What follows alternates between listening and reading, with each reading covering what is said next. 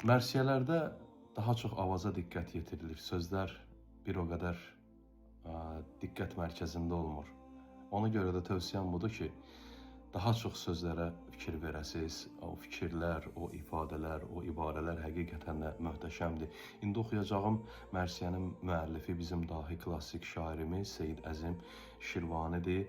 Buyurun, həqiqətən də Seyid Əzim Şirvani çox möhtəşəm şəkildə bu şeiri, bu mərsiyəni qələmə alıb. Buyurub dinləyə bilərsiniz. Hər kəs ki Hüseyn tək olmaz aşiq, zövqü ələmü səfanı bilməz, nuş eyləməyən meyü bəlani, keyfiyyəti kər bəlanı bilməz.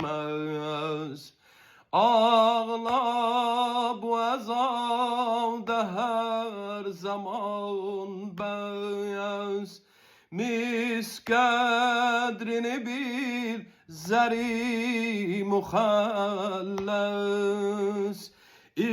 İksiri əzanı bilməyən kəs, xasiyyəti kimiyanı bilməz, xasiyyəti kimiyanı bilməz.